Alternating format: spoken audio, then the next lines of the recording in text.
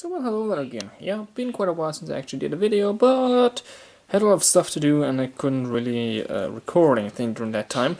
But I thought hey, why not give you an update of my current project? Well, my current project is, I got one of these cheap Chinese electro scooters that run on 2 lead-acid batteries. And as you can tell, some things aren't right. The cover here is loose. Everything looks a bit how you're doing. And, yeah, the batteries are missing, as well as the charger.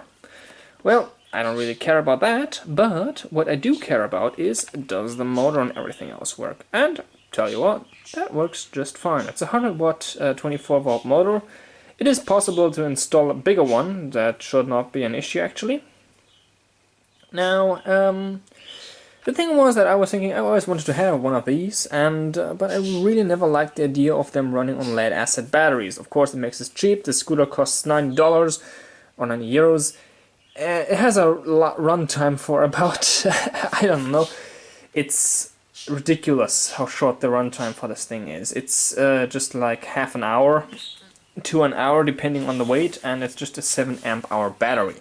So, well, that is not a lot. So I thought, hey, I found this. Why not try to build one myself based on, you guessed it, 18650s, since you can get them in laptops very, very easily. I have 21 of these batteries so far, so I am now capable of building a 24 volt 6.6 amp hour battery for this. The thing is just that, yeah, it's just a start of what it's eventually going to be. So a very small battery pack, but it will be enough to actually test it out. I still am waiting for the battery protection circuitry that I ordered, but the seller is away, so it takes some time for it to get delivered. But oh well, let's just have a look at some of the original features of this thing. Now, probably the reason why the seller threw this thing out is the original circuitry is this. It's just a craptacular relay and input and output, and there are 2 sense lines. With sense lines, I mean there's a switch in the back that is for the brake. I'm actually going to keep that because I do want to have the thing switch off if I pull the brake. And the other thing is just a switch in the top that makes the motor run on full power and accelerating you like crazy, even though it's just going to be 15 to 18 kilometers per hour depending on whatever. Now, I've tested the circuitry and it doesn't work. The relay in here will not switch. The whole thing is just potted in there. They filled a small tray of epoxy, put the whole thing in there, and it's ridiculous. It doesn't work. I am going to keep the connectors in here, however. Those are really useful, since I really needed those, and everything is based on these connectors around here. I did, however, already fix the rear brake. The spring was missing, and I just have a big washer here. Probably gonna print a nice 3D printed cover for that, and have that instead of this big rusty washer. And now the rear brake actually works properly. Meaning that if I'll press the brake, that switch that gets triggered and the relay, or whatever I'm gonna use, disables, so there will be no power on the motor and it will just run out. Now, another thing why I probably think the seller also threw this away is the battery housing. Now here you would fit your 2 12 volt lead-acid batteries, and you have a really craptacular charger in the front. Yeah, I mean, it is okay for what it is, but yeah, it's just meh. Not really that useful. But the casing of this thing has actually cracked. Now, I don't know how you managed to do that. I mean, probably the thing was that there is not a lot of clearance between the bottom wheel and the mount. I mean, the wheel is there, so it's just like this much. So you run over something a bit bumpy and you're definitely gonna crash the battery compartment.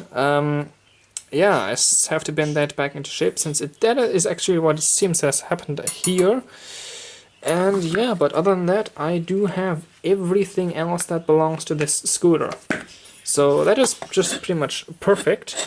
And I always wanted to have a project with an electric vehicle and some 18650 batteries. I mean, sure, this thing is nothing really special, but I am going to make it special because it will get a battery protection and everything, and even a pulse width modulation to that motor, because I really don't like that thing just switching on full power and going crazy on its 100 watts, so I want to have a bit more control over it, so that's why the pulse width modulation. I probably could just use one out of a cordless drill, because I mean this thing is not gonna do more than 10 amps. 4.6 amps actually. That's the highest rated power that motor will do. It will definitely do more, I'm sure of that. But yeah, so far everything just works fine. Nothing has been damaged there. So now it's time for me to print a new battery housing. I'm gonna actually make two compartments.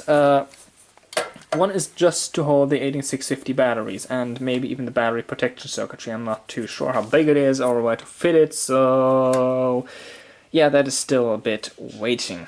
The other thing is, of course, all the control circuitry that I need to drive the motor and measure the voltages and amps of the battery, which will be a separate section mounted here in the front where everything is inside. So yeah, that's my current project, and here we have all the batteries. So yeah, that's pretty much it. Just a quick update, so you know that yeah, I'm not dead or so, like, yeah, since I have not made anything really in the last time. Oh well, there will be more to come now.